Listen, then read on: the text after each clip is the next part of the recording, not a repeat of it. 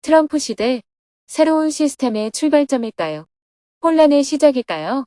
2025년 6월 9일 워싱턴 DC 방문 2일째. 안녕하세요. 오늘은 워싱턴 DC에서 한반도의 평화를 위해 미국 정부, 의회, 싱크탱크 관계자를 만나는 2일째 날입니다. 스님은 미주 정토회관에서 새벽 수행과 명상을 한 후 하루를 시작했습니다. 어젯밤보다 조금 컨디션이 좋아져 산책을 하러 나섰지만 빗방울이 떨어져 아쉽게 발길을 돌렸습니다. 아침 식사를 마친 뒤 이번 워싱턴 DC 방문 일정을 점검하고 미국 의회로 출발했습니다. 비가 오고 월요일 아침이라 그런지 예상보다 이동하는 데 시간이 많이 걸렸습니다. 첫 번째 만남은 한인으로서 처음으로 미국 연방상원 의원으로 선출된 앤디 긴 의원의 보좌관인 로라 로제버거 님이었습니다. 더크슨 상원 의원회관에 도착하자 로라 님이 반갑게 스님을 맞이해 주었습니다. 로라 님은 오래전에 국무부 아시아 태평양실 한국과에서 근무할 때 스님을 만나 뵈었던 분입니다. 지난 바이든 정부 시절에는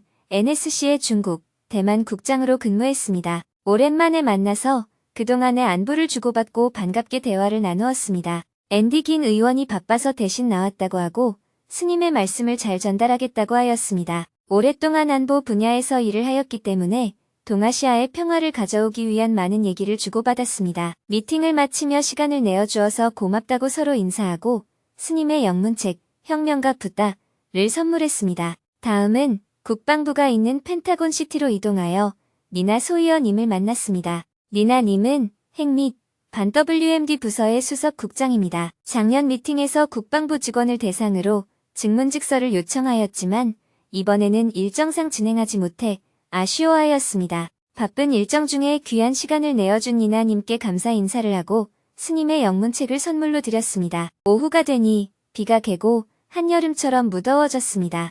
길가에는 미국의 수도인 워싱턴 DC로 단체 여행을 온 학생들이 많이 보였습니다. 근처 푸드코트로 이동하여 국수로 간단히 점심 식사를 하고 전문가들과 소그룹 미팅이 있는 NCNK로 이동하였습니다. 전미 북한위원회는 미국 워싱턴 DC에 본부를 둔 비영리, 초당적 조직으로 북한에 대한 이해를 높이고 건설적인 대북 정책 촉진을 목적으로 활동하고 있습니다. 2004년에 설립되었으며 미국 내 대북 전문가, 인권단체, 학계, 인도주의 단체 등이 참여하고 있습니다. 미팅 장소에 들어서자 NCNK 사무총장인 키스 루스님과 직원들이 반갑게 인사를 하였습니다. 키스님은 공화당 외교위원장을 역임한 고 루거 상원 의원의 보좌관으로 외교 문제를 오랫동안 연구해 오신 분입니다. 스님과 20여 년 넘게 교류해왔고 오랫동안 북한 문제를 해결하기 위해 활동하고 있는 분입니다. 오늘 소그룹 미팅에는 오랫동안 북한 문제와 안보 문제를 담당하며 국무부, 백악관, 싱크탱크에서 근무했던 시드 사일러님과 K 교육 디렉터인 엘린 김님을 비롯하여 NCNK 직원분들도 많이 참석하였습니다. 서로 반갑게 인사를 하고 1시간여 동안 한반도 문제에 대해 대화를 나누었습니다. 먼저 스님이 오늘 모임을 마련한 취지에 대해 이야기했습니다. 저의 관심은 한반도에 전쟁이 일어나지 않도록 하는 것과 북한 주민들이 고통에서 벗어나 행복하게 살아가도록 하는 것입니다. 제가 지난 30년 동안 이 일을 해왔지만 아직 진척된 게 별로 없습니다. 이번에 트럼프 대통령이 당선되면서 한반도 평화 문제는 해결의 실마리를 찾을 수 있지 않을까 하는 기대를 가져봅니다. 한반도 평화 문제가 해결되면 연이어 북한 주민들의 고통을 덜어주는 문제도 함께 해결되지 않겠나 예상합니다. 트럼프 대통령의 정책에 대해 저도 전부 찬성하지는 않습니다. 그러나 한반도 평화 문제에 있어서는 기대를 하고 있습니다. 왜냐하면 한반도 평화 문제는 파격적인 사고를 해야 해결할 수 있기 때문입니다. 이에 대해 여러분의 의견도 듣고 싶고 질문이 있으면 해주시기 바랍니다. 이어서 북미 관계 개선, 북한 인도적 지원 등 다양한 주제에 대해 질문들이 이어졌습니다. 스님은 북한의 현 상황과 더불어 미국이 어떤 대북 정책을 취해야 북미 관계가 개선될 수 있는지 많은 조언을 해주었습니다. 대화를 마치고 시드 사일러님과 엘린 킴님에게 스님의 영문책을 선물하였습니다. 이어서 스님과 키스님 두 분이 1시간 정도 더 미팅 시간을 가졌습니다. 키스님은 2002년도에 처음 북한을 방문했을 때와 그 후 미국으로 돌아왔을 때 받았던 여러 질문과 에피소드를 스님에게 들려주었습니다. 또한 키스님은 한반도의 평화와 북미 관계 개선, 대북 인도적 지원을 위해 본인보다 더 오랫동안 활동하고 있는 스님에게 존경을 표했습니다. 함께 긍정적인 자세로 계속 노력해보자고 하면서 대화를 마무리했습니다. 9월에 다시 만나기로 하고 스님의 영문책을 선물로 드렸습니다. 이어서 리치 타플 목사가 최근에 새로 이사한 교회로 이동하였습니다. 코로나 팬데믹 기간에 온라인 예배를 겸하면서 관리 유지비가 많이 드는 큰 교회에서 작은 공간으로 이사했다고 합니다. 교회에 도착하니 스님과 오랜 인연이 있는 에나벨 박님과 리치 목사님이 반갑게 환영해 주었습니다. 간단히 저녁 식사를 준비해 주어서 먼저 식사를 하였습니다. 에나벨 박님과 정토회 회원들이 정성껏 준비해준 맛있는 저녁을 먹으며 담소를 나누었습니다. 오늘 행사 제목은 불확실한 시대의 영적 중심 찾기, 법륜 스님과 리치 타플 목사의 종교 간 대화입니다. 목사님과의 대담은 이번이 세 번째로 현재 미국 사회의 불안과 변화에 대한 시각, 그리고 개인적 경험에서 나오는 지혜를 두 분에게 청해 듣고자 마련된 자리입니다. 1시간 반 동안 줌 화상회의와 유튜브 생중계도 함께 진행되었습니다. 먼저 사회자인 에나벨 박님이 두 분에게 질문을 했습니다. 급변하는 세계, 혼란의 본질은 무엇인가요? I have invited my two most trusted spiritual teachers. Right now, both America and Korea are in chaos and crisis. In this situation, I truly feel suffocated and frustrated. What is the essence of this chaos we are experiencing now? And how should we live? 제가 가장 신뢰하는 두 영적 스승을 모셨습니다. 지금 미국, 한국 모두 혼란과 위기 속에 있습니다. 저는 이런 상황 속에서 정말 숨이 막히고 좌절됩니다. 지금 우리가 겪고 있는 이 혼란의 본질은 무엇인가요? 그리고 우리는 어떻게 살아야 하나요? 먼저 스님이 대답했습니다. 우리가 이전에 경험했던 시기와 비교해 본다면 지금은 변화의 속도가 훨씬 빠르다고 할 수 있습니다. 그로 인해 예전에는 겪어보지 못했던 일들을 경험하게 됩니다. 첫 번째로는 기후위기를 들 수 있습니다. 우리는 역사적으로 이런 기후 문제를 겪어본 적이 없습니다. 그렇다 보니 사태가 심각한데도 위기를 제대로 느끼지 못하는 사람들이 많습니다. 어쩌면 몰라서 실제보다 더 큰 두려움을 가질 수도 있습니다. 우리가 지난번에 겪었던 코로나 팬데믹 때의 모습을 생각해보면 처음에는 그 위험성을 제대로 알지 못해서 방치했었고 이후에는 지나치게 놀라서 모든 이동과 활동을 중단하다시피 했습니다. 그런 과정들을 거치며 지금은 위험을 관리할 수 있는 여유가 생겼죠. 그런 것처럼 기후위기도 우리가 그 내용을 좀 더 분명하게 알면 어느 정도는 관리할 수 있지 않을까 하는 생각이 듭니다. 그러나 지금 우리는 여전히 기후위기에 대한 의식을 충분히 갖고 있지 못해서 제대로 대응이 이루어지지 않는 것 같습니다. 10년, 20년이 지나 그 부작용이 심각하게 나타나고 위험이 눈앞에 도래했을 때에야 비로소 대응을 하게 되지 않을까 싶습니다. 어쩌면 그때는 또 너무 늦어서 제대로 대처하지 못해 많은 희생을 치를 수도 있습니다. 두 번째로는 국제 질서의 변화입니다. 인류는 2차 세계대전 때 많은 혼란과 고통을 겪었습니다.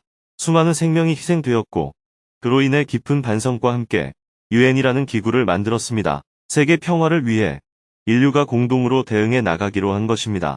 그리하여 미국을 중심으로 한 세계 질서가 어느 정도 형성되었습니다. 물론 냉전 시대에는 소비에트와의 갈등도 있었지만 큰 틀에서는 미국 중심의 국제 질서가 지속되었다고 볼 수 있습니다. 이후 공산주의가 붕괴되고 동유럽이 무너지면서 미국 중심의 세계 질서는 더욱 확고해졌습니다. 그런데 최근 들어 오히려 미국이 앞장서서 지금까지 형성해온 국제 질서를 허물어뜨리는 모습을 보이고 있습니다. 이로 인해 우리는 매우 당황스러운 처지에 놓여 있습니다. 지금까지 익숙했던 질서가 갑자기 허물어지니까 지금 어찌할 바를 모르는 것입니다. 그렇다고 지금 새로운 질서가 세워진 것도 아닙니다. 질서 변화의 시기라고 봐야 할 것입니다. 그렇다면 이 혼란의 본질이 무엇인지 생각해 볼 필요가 있습니다. 혼란은 바깥 세상에도 있지만 특히 우리 마음 안에 있는 것입니다. 내가 세상을 바라보며 이 세상은 이렇다 하고 알고 있을 때는 정신이 혼란스럽지 않습니다. 그런데 현재의 세상이 내가 알고 있던 시스템이나 관념으로는 도저히 이해되지 않을 때 우리는 혼란을 느끼게 됩니다. 저는 세상이 혼란스러운 게 아니라 조금 빨리 변한다 라고 표현하는 것이 옳다고 생각합니다. 우리가 세상의 변화를 제대로 이해하지 못하니까 그것을 혼란스럽게 느끼는 것입니다. 그래서 우리는 이 변화된 세계를 그에 맞게 제대로 인식하고 받아들이는 자세가 필요합니다. 나의 인식만을 고집하면 세상이 옛날 방식으로 돌아가야 안정감을 느낄 것입니다. 그래서 세상의 변화에 대응하는 방법은 두 가지가 있습니다. 하나는 내가 옛날에 인식하고 있던 그 세계로 세상을 되돌려 놓는 것입니다. 다른 하나는 지금의 변화된 세계를 새로운 인식의 틀을 통해 있는 그대로 이해하는 것입니다. 어느 것을 선택하는 것이 옳다는 문제가 아닙니다. 우리가 심리적 안정을 구한다면 이렇게 할 때 안정을 찾을 수 있다는 것입니다. 나이가 많거나 경험이 많은 사람일수록 이런 경우에 혼란을 많이 느낍니다. 어린아이들은 과거에 만들어진 고정관념이 없기 때문에 원래부터 세상이 그런 줄 알고 받아들일 수 있습니다. 우리는 변화된 세상을 보다 깊이 이해하기 위해 우리가 가진 인식의 틀을 새롭게 조정하는 것이 필요합니다. 그리고 만일 이 변화가 잘못됐다고 생각한다면 원래의 모습으로 되돌리기 위한 사회적 실천 활동이 필요합니다. 중요한 것은 우리가 이 세상을 어떻게 인식하고 어떻게 행동할 것이냐 하는 문제입니다. 불안해하기만 하는 것은 아무런 도움이 되지 않습니다. 리치 목사의 답변까지 들은 후 에나벨방님이 계속해서 질문하고 스님이 답변했습니다. 도덕적 명확성을 잃지 않는 자비의 길이 있을까요? I feel like we need some way of really being able to maintain our sense of moral clarity. And if we focus on inclusion and respecting multiple sides, I'm afraid of losing connection with my moral instinct. So how do you balance the two? I want to be compassionate towards people that I think are being immoral or evil, but at the same time I feel the need to protect people who are being harmed. So how do you balance being inclusive and compassionate while also being protective and morally clear? 우리가 도덕적 명확성에 대한 감각을 유지할 수 있는 방법이 필요하다고 생각합니다. 포용성에 초점을 맞추고 여러 관점을 존중하다 보면 제 도덕적 직관과의 연결을 잃을까봐 두렵습니다. 그렇다면 이 둘의 균형을 어떻게 맞춰야 할까요? 부도덕하거나 악하다고 생각하는 사람들에게 연민을 갖고 싶지만 동시에 피해를 받고 있는 사람들을 보호해야 한다는 필요성도 느낍니다. 그래서 포용적이고 자비로우면서 동시에 보호적이고 도덕적으로 명확한 태도의 균형을 어떻게 맞춰야 할까요? 사람은 누구나 자기가 살아온 환경과 받아온 교육에 따라 가치관이 서로 다릅니다. 그래서 우리 모두는 서로 다르다는 것을 인정해야 합니다. 다른 사람의 믿음이나 신념을 존중하라는 것은 그것이 옳다든가 그것을 따르라는 말이 아닙니다. 나와 다른 것은 틀린 것도 아니고 잘못된 것도 아니고 그저 다를 뿐입니다. 상대가 나와 다름을 인정하게 되면 마음속에서 화가 일어나지 않습니다. 상대가 잘못됐다고 생각하니까 화가 나는 거예요. 조금 더 심해지면 상대를 악마화하기도 합니다. 저런 존재는 없어져야 한다 하는 극단적인 생각으로 나아갑니다. 그렇게 되면 폭력과 살인도 합리화되고 전쟁도 정당화됩니다. 지금 세계 곳곳에서 전쟁이 일어나는 것은 바로 이런 시각에서 비롯된 행위입니다. 그러나 다름을 인정하면 화가 일어나지 않고 화가 나지 않으면 상대를 있는 그대로 볼 수가 있습니다. 한 발 더 나아가면 그 사람들의 입장에서는 그렇게 말할 수 있겠구나 하고 상대를 이해할 수 있게 됩니다. 그들이 옳다는 것은 아닙니다. 그들의 입장에서는 그럴 수 있다는 것입니다. 저는 이것이 사랑이라고 생각합니다. 이해 없는 사랑은 폭력이 됩니다. 내가 당신을 좋아한다 하는 것은 나의 일방적인 입장입니다. 상대의 믿음이나 행위를 그 사람의 입장에서 이해하는 것이야말로 진정한 사랑이라고 생각합니다. 그들의 생각에 내가 동의하지 않을 수 있습니다. 그럴 때는 자신의 의견을 이야기해도 됩니다. 다만 그 행동에는 폭력성이 없어야 합니다. 우리는 서로 다른 생각을 가진 이들과 폭력적이지 않은 방식으로 대화하면서 해결점을 찾아 나가야 합니다. 대화를 통해 서로 합의할 수도 있고 합의가 되지 않으면 각자의 생각대로 따로 갈 수도 있습니다. 합의하는 길만 있는 것은 아닙니다. 우리가 이런 관점을 가져야 내 마음에도 우리들의 관계에도 평화가 깃들 수 있습니다. 저는 불교의 가르침을 공부했지만 예수의 가르침 중에 깊은 감동을 받은 부분이 있습니다. 예수님은 십자가에 못 박혀 돌아가시기 전에 그를 못 박은 사람들에 대해 이렇게 말씀하셨습니다. 주여, 저들을 용서하소서. 저들은 자기 지은 죄를 알지 못하나이다. 이 말은 무슨 뜻일까요? 예수를 십자가에 못 박은 사람들은 당시의 사형 집행인입니다. 요즘으로 말하면 교도소 직원이라고 할 수 있겠죠. 그들은 자신들이 죄를 짓는다는 생각은 못하고 그저 자기 직업을 수행한 것이었어요. 만약에 이 일로 그들이 벌을 받는다면 얼마나 억울하겠습니까? 예수님께서는 그들이 맡은 역할을 인정하셨기 때문에 그들은 자기 죄를 모른다 하고 말씀하신 것입니다. 이런 관점이 바로 보통 사람의 한계를 넘은 신의 마음일 것입니다. 그래서 예수님은 사람인 동시에 신이 되신 것이라고 생각합니다. 보통 사람인 우리는 이런 관점을 갖기가 어렵죠. 그러나 우리가 신앙을 갖는 이유는 그런 방향으로 나아가고자 하기 위해서입니다. 그런데 오늘날 신앙인들은 예수님과는 다른 모습을 보여줍니다. 신앙인들이 오히려 더 미워하고 증오하고 폭력적이기까지 합니다. 세상에 수많은 분쟁과 전쟁의 밑바탕에 종교가 있습니다. 오늘날 사회에서 일어나는 여러 극단적인 행위의 대부분이 종교에서 비롯되고 있다는 사실이 참으로 아이러니합니다. 그러므로 신앙인들은 내가 어느 종교를 갖고 있느냐보다 내가 믿는 그 가르침을 제대로 따르고 있는가 하는 자문을 할 필요가 있습니다.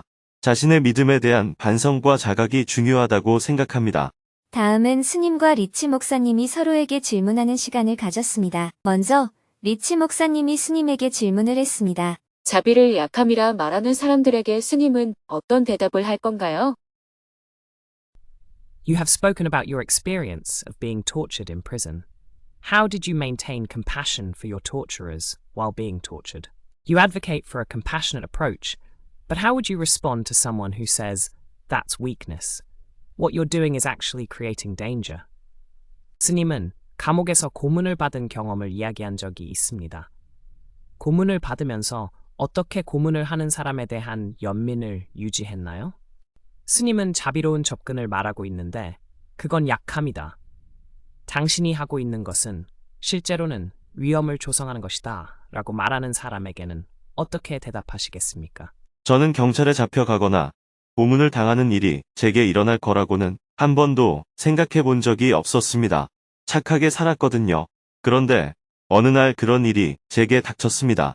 그때 이 세상에 사는 사람이라면 누구나 예기치 않은 상황에 처할 수 있겠구나 하는 생각이 들었습니다. 사람을 잡아가고 고문하는 시스템이 존재하는데 내가 그 대상이 되지 않는 게 중요한 걸까요? 아니면 그런 시스템 자체가 사라지는 게 더 중요한 걸까요? 처음엔 저도 나만 아니면 된다 라고 생각했습니다. 그런데 어느 날 바로 제가 그 일을 겪은 겁니다. 그때부터 생각이 달라졌습니다. 주어진 상황에서 그렇게 행동할 수밖에 없었던 그들을 이해하게 되면서 분노가 사라졌습니다. 그러나 이러한 시스템은 없어져야 한다고 생각했습니다. 그들을 미워하고 증오하게 되면 결국 개인에 대한 복수나 그런 제도를 만든 집단에 대한 복수로 나아갈 겁니다. 저는 그런 방식의 혁명은 또 다른 희생과 복수를 낳는다고 생각합니다. 그래서 저는 그들을 미워하지 않았습니다. 다만 이 제도는 없어져야 한다고 굳게 믿었습니다. 그 믿음이 제가 사회 활동에 참여하는 동기가 되었습니다. 저는 지금도 부조리나 차별을 마주할 때 외면하지 말고 함께 힘을 모아 개선해 나가야 한다고 생각합니다. 물론 분노는 단시간에 큰 힘을 내는 것이 사실입니다. 그런 힘으로 목표를 이루면 큰 만족을 느끼기도 하고요. 하지만 실패할 경우에는 굉장한 패배감이 따라옵니다. 그런데 분노 없이 차근차근 일을 해나가면 어떨까요? 목표에 도달할 때까지 포기하지 않고 꾸준히 나아갈 수 있습니다. 저는 이것이 단순히 약해진 게 아니라 오히려 평화적인 방법으로 끝까지 갈 수 있는 힘이라고 생각합니다. 누군가는 힘이 빠졌다고 평가할 수도 있겠지만 저는 지속적으로 할 수 있는 힘을 갖게 된 것이라고 생각합니다. 스님도 리치 목사님에게 질문을 했습니다. 트럼프 시대 새로운 시스템의 출발점일까요? 혼란의 시작일까요? 지금 트럼프 대통령이 당선되고 미국 사회뿐만 아니라 전 세계가 큰 혼란을 겪고 있습니다. 저는 이 현상이 단순히 좋다, 나쁘다가 아니라 기존 질서를 무너뜨리기 때문에 생겨나는 문제라고 생각합니다. 2차 세계대전이 끝난 지 벌써 80년 가까이 흘렀습니다. 그 사이 사회는 많이 변했고 어떤 면에서는 새로운 시스템도 필요합니다. 지금 이 상황이 새로운 시스템으로 나아가는 출발점일까요? 아니면 기존의 시스템을 무너뜨림으로써 더 나쁜 결과로 이어지는 시작일까요? 목사님은 어떻게 보십니까?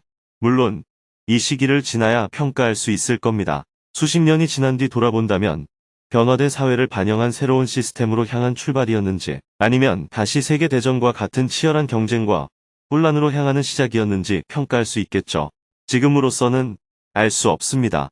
그러나 미국에 사시면서 미국 시민들의 요구나 변화를 직접 보고 계시니 이 상황을 어떻게 보고 계시는지 궁금합니다. 우리는 여기 살고 있지 않기 때문에 약간 혼란스럽게 느껴집니다. 그런데 이곳에서 이런 일이 일어났다는 건 이곳 사람들의 어떤 요구가 있었다는 뜻이 아닐까요? 도대체 시민들의 어떤 요구가 있었기에 트럼프 정부가 들어서고 이런 일이 벌어진 걸까요? 리치 목사님이 답변했습니다. 우리는 지금 일어나는 일을 트럼프 현상으로 생각하지만 실내노는 미국의 양당 모두에서 2차 대전 후 우리가 도왔던 나라들을 지원하는 것에 지쳤다 하는 감정이 끌어오르고 있었습니다.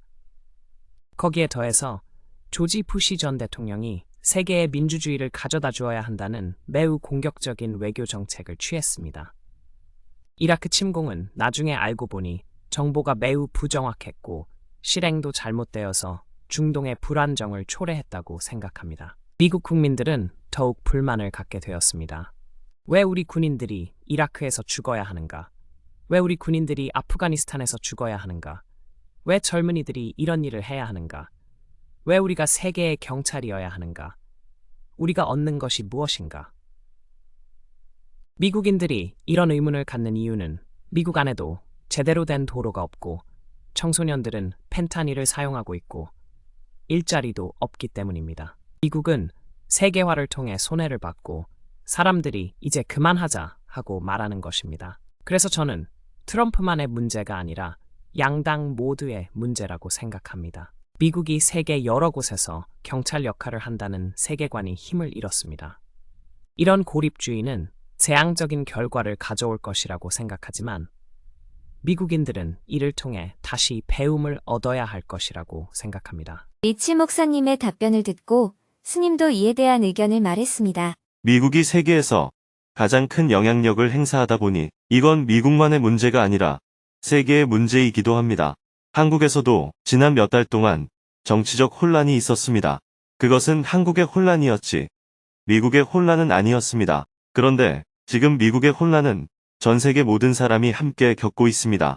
또한 미국의 안정은 곧 세계의 안정으로 이어지기도 하죠. 이건 단순히 우리는 세계에 영향을 주고 싶지 않다 라고 말한다고 해결될 수 있는 문제가 아니에요. 이미 세계는 지금까지 미국 중심으로 움직여왔기 때문입니다. 그래서 가능하다면 미국의 이익인 동시에 전 세계의 이익이 될 수 있는 길을 미국 시민들이 함께 찾아갔으면 좋겠습니다. 특히 지금은 기후위기 시대이기 때문에 세계가 더 협력할 필요가 있습니다. 또 코로나 팬데믹 같은 문제도 세계가 협력해야 극복하기가 쉽습니다. 그런데 현실은 그렇지 못했습니다. 이런 문제들을 해결하는데 협력보다는 각자 도생의 길을 택했고 그로 인해 혼란은 더 커졌습니다. 이 문제는 어떤 나라든 그게 미국일지라도 조금 더 자기 나라를 넘어서는 사고방식을 가져야 인류 전체의 문제를 풀 수 있다고 생각합니다. 미국이 모든 것을 책임져야 한다는 뜻은 아닙니다. 하지만 어느 정도의 역할은 해야 하지 않을까요? 꼭 군사적인 힘이 아니더라도 협력을 주선하는 그런 역할이 필요하다고 생각합니다. 그런 점에서 저는 조금 아쉬움이 있습니다. 마지막으로 에나벨 박님은 두 분에게 요즘 무엇을 위해 기도하는지 질문했습니다. 스님이 먼저 답변했습니다. 한반도의 평화가 저의 가장 큰 염원입니다. 두 번째는 북한 주민들이 삶의 고통으로부터 벗어나 보다 나은 삶을 누렸으면 좋겠습니다. 그리고 요즘 세상에서는 개개인이 물질적 풍요 속에서 살면서도 굉장히 스트레스를 받고 있습니다. 저는 사람들이 스트레스로부터 벗어나 행복하기를 바랍니다. 사람들은 많이 소비하는 것이 잘 사는 길이라고 생각하는데 우리는 이런 생각을 바꿔서 적게 소비하면서도 행복하게 살 수 있는 길을 찾아야 합니다. 지금 우리 지구가 겪고 있는 기후위기의 핵심은 과도한 소비와 이로 인한 이산화탄소 배출에 있습니다. 즉 소비를 줄여야만 이 문제를 해결할 수 있습니다. 소비 지향적인 가치관으로는 기후위기를 벗어날 수가 없어요. 그래서 저는 이 문제를 계속 이야기하고 생활 속에서 실천하려고 하지만 소비 중독은 마치 마약 중독처럼 우리 인류에 퍼져 있기 때문에 현실적으로 벗어나기가 쉽지 않은 것 같습니다. 리치 목사님의 답변을 들은 후 줌 화상회의에 참석한 분들과 현장 참석자의 질문을 받았습니다. 한 분이 손을 들고 스님에게 질문을 했습니다. 거짓 희망에 유혹당하지 않으면서 어떻게 마음의 평화를 지킬 수 있을까요? How do you protect your peace of mind while not being seduced into denial or false hope? In other words, how do you, as spiritual leaders, guide people to keep their perspective? 부정이나 거짓 희망에 유혹당하지 않으면서 어떻게 마음의 평화를 지킬 수 있을까요? 다시 말해서 스님은 영적 지도자로서 사람들이 올바른 관점을 유지하도록 어떻게 인도하십니까? 우리가 어떤 일을 짧은 시간 동안 관찰하면 성공이냐 실패냐 하는 승패가 눈에 들어옵니다. 그러나 시간을 좀 더 길게 두고 바라보면 그것은 다만 우리가 목표를 향해 나아가는 과정일 뿐입니다. 그러므로 모든 사안을 성공과 실패의 관점으로 보지 말았으면 합니다. 우리는 수많은 실패를 통해 목표를 향하여 나아가는 과정 속에 있습니다. 지금 실패라고 여겨지는 것도 전체 과정 안에서 보면 실패라기보다 연습이라고 볼 수 있지 않을까요? 저는 개인적으로 이런 관점을 가지고 있습니다. 지금 내가 하고 있는 일은 시합처럼 최선을 다합니다. 그러나 일단 일이 끝나고 나면 그것은 연습이었다 라고 여깁니다. 지난 일들은 다 연습이었고 지금 이 순간은 시합이며 그 또한 지나가고 나면 연습이 되는 것입니다. 이 말의 의미는 최선을 다하되 결과에 연연하지 말자는 뜻입니다. 이런 관점을 가지면 실패란 없습니다. 모든 것은 경험으로 남습니다. 그 경험이 쌓이고 쌓이면 다음에는 성공할 확률이 좀 더 높은 쪽으로 나아가게 되겠죠. 이런 관점으로 살아간다면 당장의 일에 너무 좌절하지 않고 평정심을 유지할 수 있습니다. 한 분의 질문을 더 받은 후 세 번째 대담을 마쳤습니다. 갈수록 더 깊어져가는 대담에 감사하며 행사를 잘 마쳤습니다. 현장에 참석하신 분들과 사진 촬영을 한 후 스님은 몸이 안 좋아서 말을 많이 못한 것에 대해 양해를 구했습니다. 행사를 주관한 에나벨방님과 리치 목사님에게 스님의 영어 책을 선물로 드렸습니다. 한국에서는 전통적으로 새로 이사를 하면 선물로 보시를 합니다. 스님은 즉석에서 갖고 있던 돈을 리치 목사님에게 보시하였고 목사님도 감사의 마음을 전했습니다. 오래된 집이라 리모델링도 해야 하고 창문도 갈아야 하는 상황이었습니다. 스님은 새로 이사 온 곳인 줄 미리 알았다면 미리 보시금을 더 준비해왔어야 했는데 하며 아쉬워하였습니다. 교회 앞에서 다음 만남을 기약하며 헤어진 뒤 미주 정토회관으로 이동하였습니다. 회관에 도착한 스님은 정토회 회원들이 준비해준 식사를 한 후 휴식을 취했습니다. 스님은 지난 30년간 해왔듯이 북미 관계 개선, 아시아의 평화, 북한 주민을 위한 인도적 지원을 위해 오늘도 한 땀 한 땀 정성 들여 사람들을 만났습니다. 내일도 계속 소식을 전해드리겠습니다.